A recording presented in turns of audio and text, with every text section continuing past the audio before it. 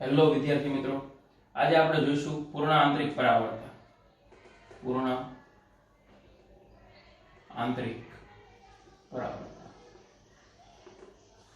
વિદ્યાર્થી મિત્રો, પૂર્ણ આંતરિક પરાવર્તન જોતા પહેલા આપણે આગળના થોડાક એક નાનો એવો ટોપિક છે લેટરલ શિફ્ટ, જેની તમને હું માહિતી આપી દઉં. એની પહેલા પણ આપણે લાસ્ટ લેક્ચરની અંદર ભણી ગયા વક્રીભવન ની અંદર મેં આપણે સ્નેલનો નિયમ n1 sin θ1 n2 sin θ2. એના પછી આપણે ભણી ગયા મોટવની, એટલે કે લખી નાખીએ આપણે સ્નેલનો નિયમ શું ભણ્યા n1 sin θ1 n2 sin θ2. પછી ભણ્યા મોટવની, જેને m વડે દર્શાવાય, સૂત્ર છે h' h આભાસી ઊંચાઈના છેદમાં સાચી ઊંચાઈ, અથવા તો એમ કહી શકીએ કે મોટવની બરાબર પ્રતિબિંબના છેદમાં વસ્તુ, બંને આપણે લખી શકીએ છીએ. તો આવું આપણે લાસ્ટ લેક્ચરની અંદર થોડોક અભ્યાસ કર્યો હતો. આજે જોવાનું છે પૂર્ણ આંતરિક પરાવર્તન. તે જોતા પહેલા આપણે લેટરલ શિફ્ટ નામના શબ્દની ચર્ચા કરી લઈએ. લેટરલ શિફ્ટ એટલે શું? કે લેટરલ શિફ્ટ સમજવા માટે આપણે કોઈ બે માધ્યમ ધ્યાનમાં લઈએ કે આના માધ્યમ કહીએ n2 અને આ માધ્યમ છે આપણું n1, અને આપણે એમ કહીએ પાછું આ માધ્યમ આવી જાય, ત્રીજું માધ્યમ લેવું હોય તો પાછું આ n1 માધ્યમ આપણને પાછું પ્રાપ્ત થાય. તો લેટરલ શિફ્ટ એટલે શું? કોઈ કિરણ આપણે બે માધ્યમને છૂટી પાડતી સપાટી ઉપર જ્યારે આપાત કરીએ છીએ ત્યારે શું થાય છે? આપણે લંબ દોરીએ તો આપણો આપાત કોણ બને અને અહીંયાથી તેનું વક્રીભવન થાય. જો માધ્યમ ઘટ્ટ હોય તો લંબ તરફ, માધ્યમ પાતળું હોય બીજું માધ્યમ તો લંબથી દૂર. અહીંયા આપણે માધ્યમ ઘટ્ટ લીધેલું છે તો આ લંબ તરફ વાંકું વળેલું જોવા મળશે. તો અહીંયાથી જે કિરણ નીકળે છે તે કિરણ કયું છે? આપાત કિરણ. અહીંયાથી તેનું શું થાય છે? વક્રીભવન થાય છે, એટલે કે વક્રીભૂત કિરણ. અહીંયા જે કોણ રચાય લંબ સાથે તે વક્રીભૂત કોણ કહે છે. જો આપણે કિરણને હજી આગળ વધારીએ કે આ કિરણ અહીંયાથી પાછું બહાર નીકળે છે તો આ લંબ સાથે બનાવેલ કોણ વક્રીભૂત કોણ, અને ઘટ્ટમાંથી જ્યારે પાતળામાં પાછું આવે તો લંબથી દૂર તરફ જતું જણાશે. તેવું આપણે પહેલા જ કીધું, લાસ્ટ લેક્ચરની અંદર પણ આપણે જોયું હતું. તો આ કિરણ જો મુખ્ય દિશા કઈ હોવી જોઈએ? જો કિરણ આ પ્રસરવાની દિશા એની હોવી જોઈએ કંઈક આ પ્રમાણે.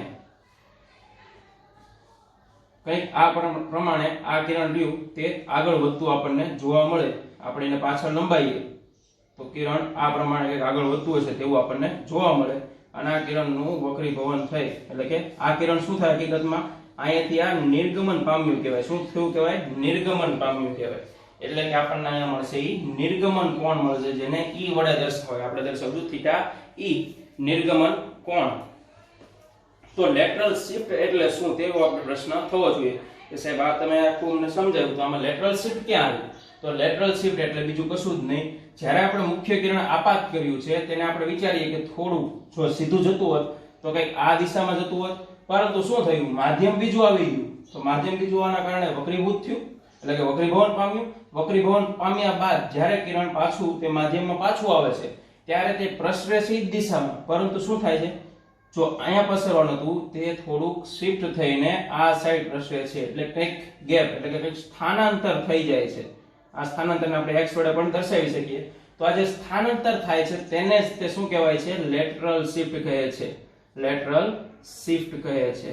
આ ઘટના આપણને બે ત્રણ વસ્તુમાં જોવા મળે. જેમ કે આપણે ઘરની અંદર પાણી ભરેલી ડોલ હોય તો ડોલની ઉપર આપણે જોઈએ તો ડોલની અંદર આપણને તળિયું ઊંચું હોય એવું દેખાય, પરંતુ હકીકતમાં હોતું નથી. પછી આપણે નદીની અંદર માછલી જોઈએ તો માછલીની દિશા પણ, ધારો કે કોઈ માછલી આપણે જોતા હોય એની માછલી અહીંયા આપણને દેખાતી હોય તો જરૂર નથી કે માછલી અહીંયા જ હોય, આગળ અથવા પાછળ હોઈ શકે. જે આપણે જોવા ઉપર ડિપેન્ડ કરે છે, ક્યાંથી આપણે જોઈએ છીએ તેની ઉપર ડિપેન્ડ કરે છે. તો માછલીનું મૂળ સ્થાન હોતું નથી. એવી રીતના તમે સ્વિમિંગ પુલમાં ગયા હોય તો સારો એવો સ્વિમિંગ પુલ હોય તો તેની અંદર નોટિસ મારેલી હોય છે કે તમે જે સ્વિમિંગ પુલમાં જઈ રહ્યા છો તેનું તળિયું તમને જે દેખાય છે, બોટમ, એ તમને દેખાય છે તે હકીકતમાં નથી, એટલે સાવધાન રહેજો. એવી નોટિસ મારેલી હોય છે કે જે આપણને દેખાય છે તે હોતું નથી. તળિયું કેવું હોય છે? ઊંડું હોય છે, તે કહેવા માંગે છે. તો આ થઈ લેટરલ શિફ્ટની વાત. આના સૂત્રો પણ આવે છે જેની ચર્ચા આપણે જીનીટના લેક્ચરની અંદર કરીશું.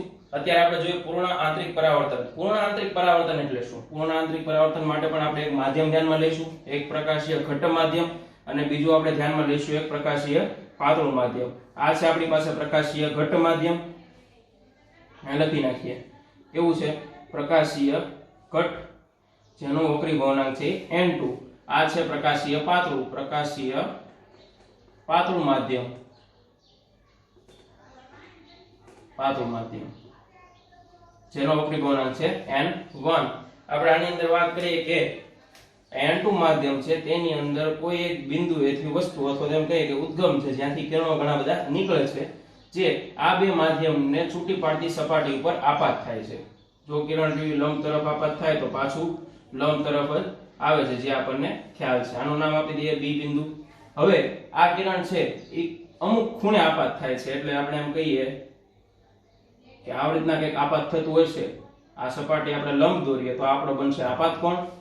ઘટ્ટ માધ્યમમાંથી જ્યારે પાતળા માધ્યમની અંદર જાય છે ત્યારે શું થાય છે? ઘટ્ટ માધ્યમમાંથી પાતળા માધ્યમમાં જાય ત્યારે આપણે એનું વક્રીભવન એમ કહી શકીએ. તો વક્રીભવન લંબથી દૂર તરફ જતું હશે એવું આપણને દેખાશે. આ લંબથી દૂર જતું હશે અહીંયા વક્રીભવન કોણ બનશે? θr1 આપણે જેને દર્શાવીએ. આ બિંદુનું નામ આપી દઈએ b1. એવી જ રીતે કોઈક અમુક ખૂણે એટલે કે આપણે આપાત કોણ આપાત કરીએ છીએ આ થીટા આ આપણે θ1 આને લઈશું. θ1 એ કંઈક આપાત કર્યું ત્યારે એનો વક્રીભૂત કોણ કંઈક આવો મળ્યો. તો અમુક નિશ્ચિત આપાત કોણે કેવા આપાત કોણે કંઈક નિશ્ચિત આપાત કોણે વક્રીભૂત કોણનું મૂલ્ય 90 અંશ બને. કેટલું બને? વક્રીભૂત કોણનું મૂલ્ય 90 અંશ બને. એટલે આપણે આ કિરણ અહીંયાથી આપાત કર્યું, અહીંયા આપણે લંબ દોર્યો અને ત્યાંથી જે કિરણ પામે છે એનું મૂલ્ય કેવું થાય? ખૂણો 90 અંશનો બને. અથવા તો એમ કહીએ કે કોઈ નિશ્ચિત ખૂણે આપાત કિરણને આપાત કરતા નિશ્ચિત કોણે કોઈ આપાત કિરણને આપાત કરીએ ત્યારે તેનું વક્રીભૂત કિરણ છે તે બે માધ્યમને છૂટી પાડતી સપાટીને સમાંતર હોય તેવી રીતના વર્તે તો તેવા કોણને ક્રાંતિક કોણ કહે છે. કેવો કોણ કહે છે? ક્રાંતિક કોણ. C for critical angle અને ક્રાંતિક કોણ કહે છે. અને તેવા કિરણને શું કહે છે? ક્રાંતિક કિરણ કહે છે. વિદ્યાર્થી મિત્રો આની ચર્ચા આપણે કરવાની છે. હવે આ ક્રાંતિક કોણ પછી એની શું વાત છે એ આપણે હમણાં જોઈએ. આના નામ આપી દઈએ B2. જો હવે કિરણ આપણે જે આપાત કરીએ તેનું મૂલ્ય ક્રાંતિક કોણ કરતા કંઈક વધારે હોય એટલે કે આપણે અહીંયાથી એક કિરણ જ્યારે આપાત કરી તો તેનું મૂલ્ય ક્રાંતિક કોણ અને આપણે θ2 કહીએ એટલે θ2 ગ્રેટર ધેન θc હોય સહેજ વધારે હોય તો પણ કિરણનું વક્રીભવન થવાની જગ્યાએ પૂર્ણ આંતરિક પરાવર્તન જોવા મળે છે. એટલે કે ક્રાંતિક કોણ કરતા વધારે કોણ માટે જ્યારે આપાત કોણ વધારે ખૂણો હોય ક્રાંતિક કોણ કરતા તો કિરણ હંમેશા કેવું થાય છે? પરાવર્તિત થાય છે અને 100% તેનું પરાવર્તન જોવા મળે છે. એટલે ક્રાંતિક કોણ પછીની જે સપાટી છે બે માધ્યમને છૂટી પાડતી તે સપાટી અરીસા તરીકે વર્તે છે. એટલે આપણને પૂર્ણ આંતરિક પરાવર્તનની ઘટના જોવા મળે છે. આ બધામાં શું થાય? વક્રીભવન થાય પરંતુ આંશિક પરાવર્તન. આની અંદર આંશિક પરાવર્તન થતું હોય પણ આની અંદર 100% કિરણનું પરાવર્તન જોવા મળે છે. વિદ્યાર્થી મિત્રો તો હવે આપણે પાછા વાત કરીએ કે B2 બિંદુ માટે આપણે વાત કરીએ ક્રાંતિક કોણનું મૂલ્ય કેટલું હશે આપણે કેવી રીતના મેળવી શકીએ તે જોઈએ. આનું નામ આપી દઈએ A થી B, A થી B1, A થી B2 એવી રીતના A થી B. આ બધા કિરણો હોય છે. આખી ઘટના પૂર્ણ આંતરિક પરાવર્તનની બહુ ઈઝી છે, ખબર પડી જાય આપણને. હવે વાત કરીએ કે નહીં B2 માટે. B2 માટે આપણે વાત કરતા હોય ત્યારે સ્નેલના નિયમનો ઉપયોગ કરીએ. સ્નેલનો નિયમ આપણને ખબર છે n1 sin θ1 n2 sin θ2. અહીંયા n2 છે આપણો n1 છે તો આપણે દર્શાવી શકીએ કે n2 sin આપણો θ કેટલો છે? θc is equal to n1 sin θ કેટલો છે? 90 sin 90 એટલે કેટલા છે? 1 થઈ જાય તો આપણે લખી શકીએ કે n2 sin θc is equal to n1 કેમ કે sin 90 એટલે કેટલા થઈ ગયા છે? 1 થઈ ગયા છે. તો આપણે આની અંદરથી sin θc ના સૂત્રનો કરતા કરીએ તો n1 ના છેદમાં n2 θc આપણે મેળવવાનું હોય તો θc ના સૂત્રનો કરતા કરીએ તો આપણે લખી શકીએ કે sin ઇનવર્સ n1 ના છેદમાં n2.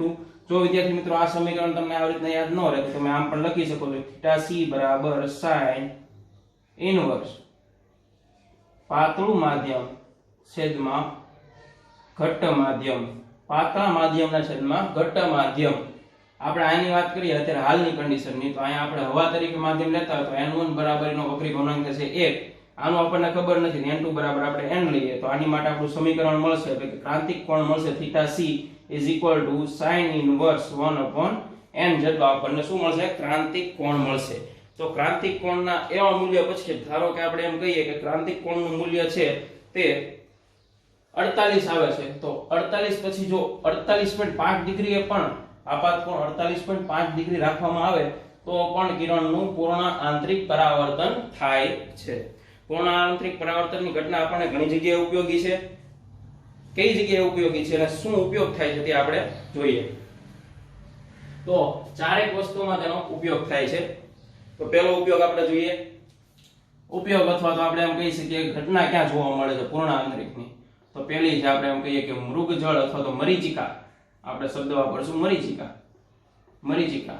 મરીચિકાની ઘટના છે એ કેવી છે? પૂર્ણ આંતરિક પરાવર્તનની છે. જે તમને ક્યાં જોવા મળે? આપણે ગાડી હાઈવે ઉપર જતી હોય, આપણે હાઈવે ઉપર બાઇક અથવા ફોર વ્હીલ ની અંદર જતા હોય તો હાઈવે સીધો રોડ હોય તો આપણે દૂર તરફ નજર કરીએ તો આપણને પાણી ભરેલું દેખાય છે. આ પાણી ભરેલું દેખાય છે એ છે શું? મરીચિકા અથવા તો રણ પ્રદેશની અંદર પણ આવી ઘટના જોવા મળે છે.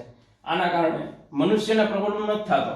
કોને પ્રોબ્લેમ થાય છે? જે અણસમજ જે પ્રાણીઓ છે જેને સમજણ શક્તિ ઓછી હોય છે આપણી કરતા તેને પ્રોબ્લેમ થાય. તે જો રોડ ઉપર આવી ગયું હોય, ધારો કે આપણે એમ કહીએ કોઈ હરણ છે એ રોડ ઉપર આવી જાય તો હરણને રોડ ઉપરથી દૂર તરફ જોવે તો પાણી દેખાવાનું છે એટલે એ પાણી તરફ દોટ મૂકશે, પરંતુ ત્યાં જાય એટલે પાછું પાણી હશે નહીં, પાછું દૂર જશે એટલે પાછું પાણી દેખાશે. એવી રીતના કરતા કરતા જો તે પાણી ના મળે તો તેનું મૃત્યુ નિપજે છે. મનુષ્યને સમજણ શક્તિ છે એટલે આપણને ખ્યાલ આવી જાય કે ત્યાં પાણી નથી પણ આવી કઈક રચના બને છે કે આપણો આભાસ છે. જે ફિઝિક્સ નથી ભણ્યા તેને ખબર હોય તો એમ કે છે આભાસ થાય છે આપણને એમ. બીજી રચના છે આપણે એમ કહીએ કે બીજી પરાવર્તન ઘટના ક્યાં જોવા મળે? હીરાની અંદર એટલે કે ડાયમંડ. ડાયમંડની અંદર પણ પૂર્ણ આંતરિક પરાવર્તનની ઘટના જોવા મળે એટલે આપણને હીરો રહ્યો એ કેવો લાગતો હોય? ઝળહળતો લાગતો, એકદમ ચમકતી વસ્તુ દેખાતી હોય. પછી ત્રીજી ઘટના આપણે એમ કહીએ કે ઓપ્ટિકલ ફાઇબર્સ. કેમાં જોવા મળે છે? Optical fibres. અને ચોથું આપણે વાત કરીએ તો પ્રિઝમ. શું? પ્રિઝમ. ઓપ્ટિકલ ફાઇબર્સ અને વ્યવસ્થિત લખી દઈએ ફાઇબર્સ અને અહીંયા પ્રિઝમ. ઓપ્ટિકલ ફાઇબર્સના ઉપયોગો ઘણા બધા છે. ઓપ્ટિકલ ફાઇબર્સનો આપણે ક્યાં જોયું છે તેની વાત કરી દો પહેલા. તમે જોયું ક્યાં છે વિદ્યાર્થી મિત્રો? તમે જોયું છે મેળાની અંદર આવી કઈક એક વસ્તુ હોય જેની અંદર એક નાની પાઇપ હોય, આની અંદરથી ઘણા બધા પ્લાસ્ટિક જેવા તાર આપણને દેખાતા હોય સફેદ કલરના પારદર્શક જેવા, જેની અંદર અહીંયા નીચે બટન હોય, બટન ઓન કરો એટલે અંદર એલઈડી ઓન થાય, એલઈડી ઓન થાય એટલે પ્રકાશ આપાત થશે, પ્રકાશ આપાત થશે એટલે આની અંદર કિરણ જશે અને અહીંયા આપણને ટોર્ચ એટલે કે નાની એવી ટમકડી લાગી હોય તેવું આપણને પ્રતીત થશે, પરંતુ તે કંઈ હશે નહીં. શું નહીં હોય? ટમકડી નહીં હોય. કેવી રીતના નહીં હોય તે આપણે જોઈએ કે આ તારની વાત કરીએ તો એને ઝૂમ કરીએ તો આવો કંઈક દેખાશે. આની અંદર શું થાય છે કે આની અંદર પ્રકાશ અહીંયાથી કંઈક આપાત થશે. આપાત થશે એનું વક્રીભવન થશે. આ વક્રીભવન થયું. આ તાર થોડો લંબાઈ દે. વક્રીભવન થવાના કારણે અહીંયા કંઈક ખૂણો રચાશે. આ લંબ દોર્યો અહીંયા કંઈક ખૂણો મળશે થીટા એફ જેટલો આપણે એમ કહી શકીએ. અહીંયા આપાત કોણ આપણો જે કંઈ હોય તે મે બી તો બધા માટે ખૂણો કેવો હશે? સમાન હશે. હવે તેનું શું થશે? અહીંયાથી નિર્ગમન થશે. શું થશે? નિર્ગમન થશે. અહીંયા આપણે ખૂણો દર્શાવ્યો તો અહીંયાનું નિર્ગમન મળશે એટલે અહીંયાથી કિરણ ગયું અને ડાયરેક્ટ નીકળશે ક્યાં? અહીંયા બહાર નીકળશે. વચ્ચેની તરફ ઓપ્ટિકલ ફાઇબરની અંદર કંઈ પણ બ્રેકેબલ ન હોય તો ઓપ્ટિકલ ફાઇબર્સ શું હોય? પૂર્ણ આંતરિક પરાવર્તનની ઘટના તરીકે વર્તે. એટલે કિરણ જ્યારે આપાત કરીએ તો તે ઝિગઝેગ આકારમાં જઈને તેના સોર્સ એટલે છેડે બહારની તરફ નીકળશે.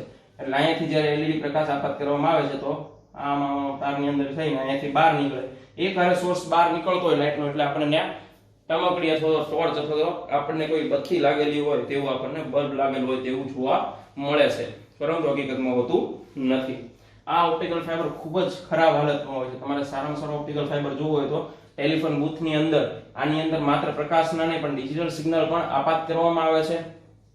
ટેલિફોન આપણે લેન્ડલાઇન હોય કરે તો તેની અંદર પણ ઓપ્ટિકલ ફાઇબરનો બહોળો ઉપયોગ થઈ રહ્યો છે વિદ્યાર્થી મિત્રો.